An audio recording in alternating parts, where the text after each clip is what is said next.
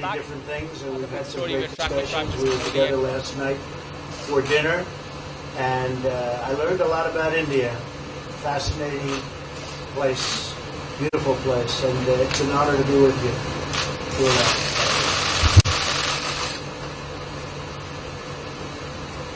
आज मेरे मित्र दुनिया की सबसे पुराने लोकतंत्र के महारथी श्रीमान राष्ट्रपति जी के साथ मेरी ये मीटिंग बड़ी महत्वपूर्ण है। जब भी मौका मिला है हम लगातार मिलते रहे हैं। भारत दुनिया का सबसे बड़ा लोकतंत्र देश है। करीब 700 मिलियन वोटर्स, शायद दुनिया की सबसे बड़ी घटना है कि जिन्होंने पिछले दिनों चुनाव का नतीजा दिया। और मैं राष्ट्रपति जी का बहुत आभारी हूं। उन्होंने टेलीफोन करके मुझे बधाई दी थी। आज फिर एक बार उन्होंने बधाई दी है।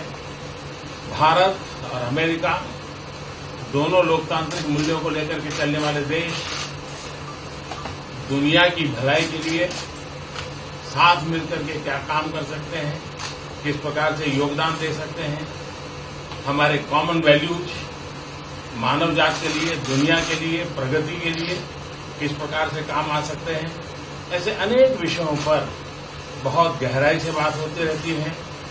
भारत का और अमेरिका का आर्थिक क्षेत्र में, व्यापार के क्षेत्र में लगातार बातचीत हो रही है और कई विषयों में हम अमेरिका के सुझावों का स्वागत करते हैं और मिलजुल करके ट्रेड के क्षेत्र में आगे बढ़ने की दिशा में हम प्रयास कर रहे हैं। भारतीय समुदाय अमेरिका में भारी मात्रा में इन्वेस्टमेंट भी कर रहा है। भारतीय समुदाय अमेरिका में जिस प्रकार से विकास यात्रा में भागीदार बना है, अमेरिका ने जिस प्रकार से भारतीय समुदाय को आदर, सत्कार और सम्मान दिया है, इसके लिए मैं राष्ट्रपति ट्रंप का, उनके शासन का, प्रशासन का, वहां की जनता का हृदय से बहुत बहुत आभार व्यक्त करता हूं। Thank you. Mr. President, can you clarify your position? Today, I'm meeting my friend and the representative of the oldest democracy in the world, President Trump. It's a very important meeting for me, and whenever we've had the opportunity, we've always met. As you know, India is the largest democracy, and we had our elections recently where 700 million Indian voters chose their government. And President Trump had telephoned me to congratulate me, and again today he has conveyed his congratulations. I'd like to thank him for that. India and the United States are countries which have shared democratic values, and we work for the welfare of the world, and whatever contribution we can make in whichever way, we have these common values, and we work for the progress of humanity, for the world, for continuous progress. We have continuous discussions on these issues. India and the United States, we have been discussing on a continuous basis various economic, trade and commercial relation issues, and on many of these issues we have welcomed US suggestions. Together we are working in the area of trade. We are making efforts to take this forward. The Indian community in the United States has made substantial investments over the years. They have taken part very actively in the development part of the United States, and the way the United States has showered love and has embraced them as their own. For that, I would like to thank President Trump, his administration, and the people of the United States. Mr. President, can you clarify your position on whether you will mediate on Kashmir, please? Well, we spoke last night about Kashmir, and the Prime Minister really feels he has it under control. I know they speak with Pakistan, and I'm sure that they will be able to do something that will be very good. You want to add We spoke about it last night as well. Mr. Modi, do you want to add?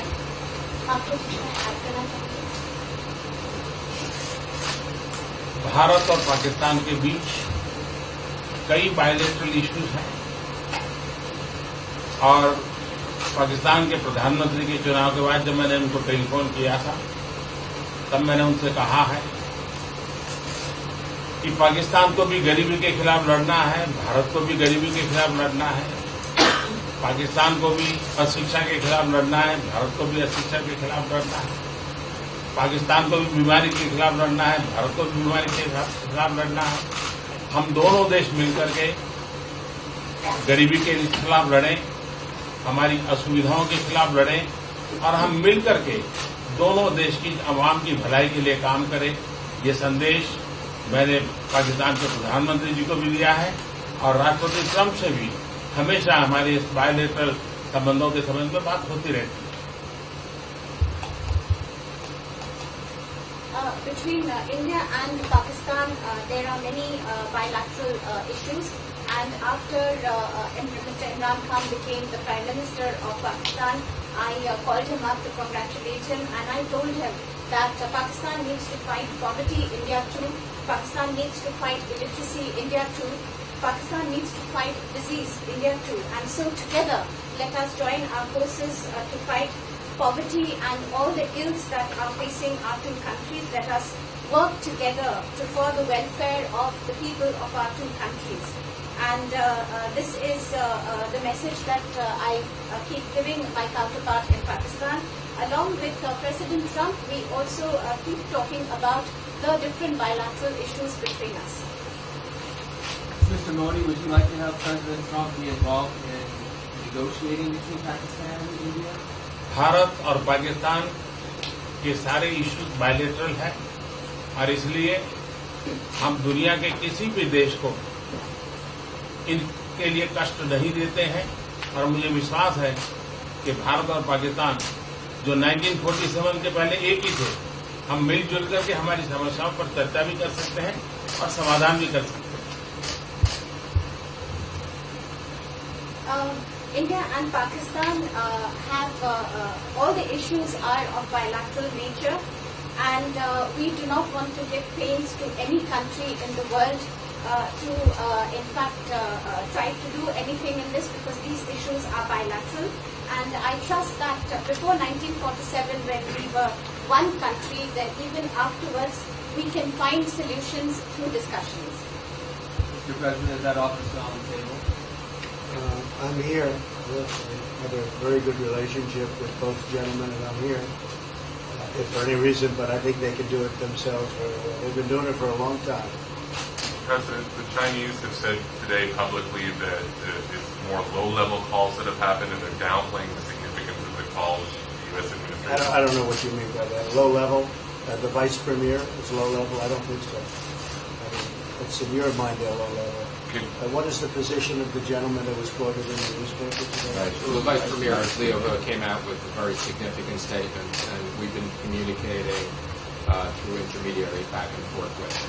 Who's the Vice Premier of China?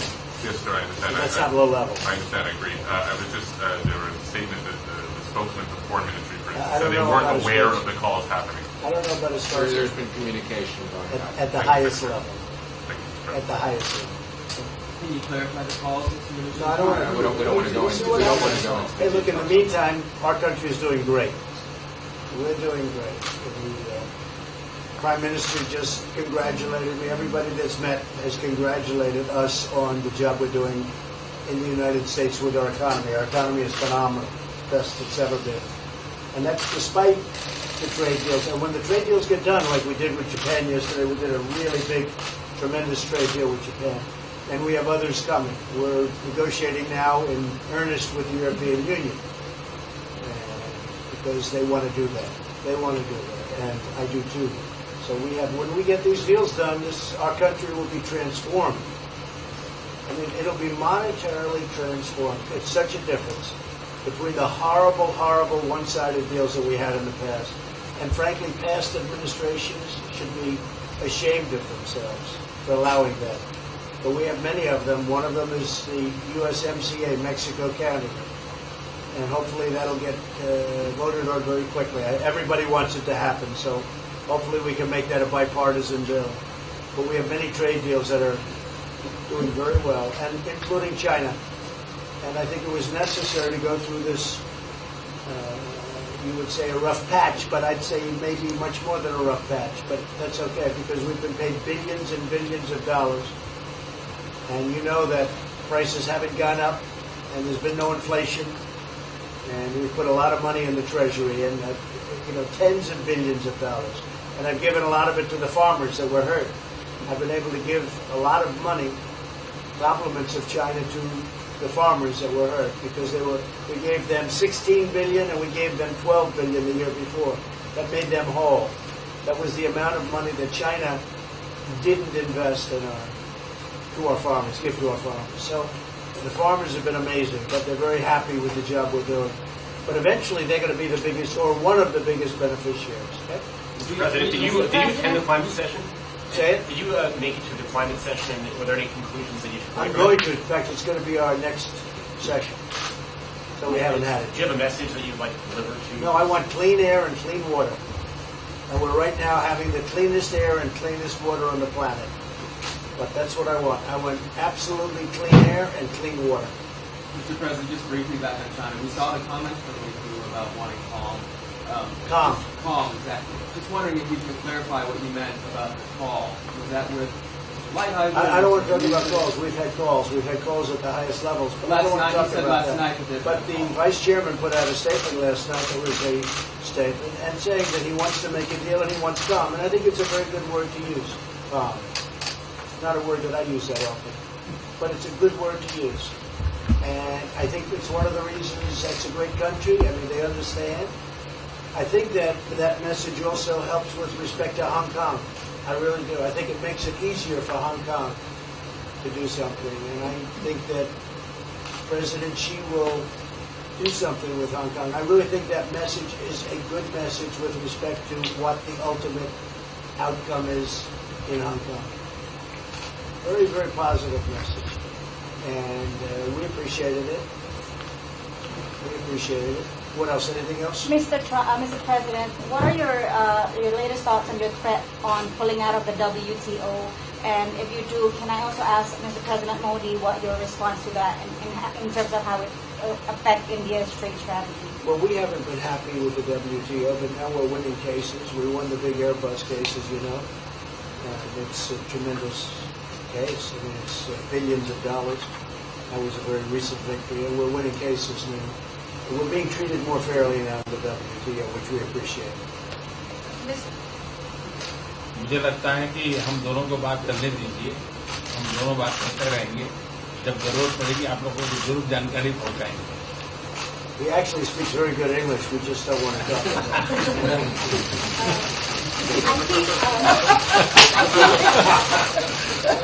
I feel that you should let us discuss these things, and when we feel the need, we will communicate to you.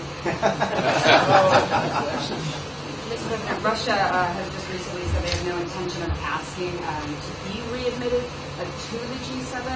However, no, I wouldn't expect they'd ask, because why would he? He's a proud man. He's done a real job, and why would he ask? No, it's something we discussed, and it's under discussion now. No votes or anything, but I would be inclined to say yes, and so would others, and some probably wouldn't be, but it's just a discussion. No, I would think that he wouldn't do that because he's a proud man.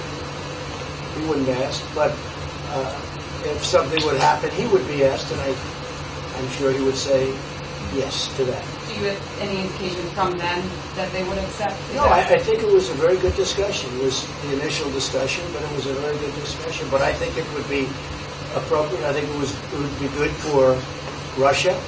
I think it would be good for everybody. I think it would be a positive. But it's just a discussion that we had. It was a very interesting discussion and very, pretty even. I think ultimately people like the idea. Mr. President, what would be your message to the American people in terms of what is your biggest achievement at this G7? Well, we've had a lot of achievements.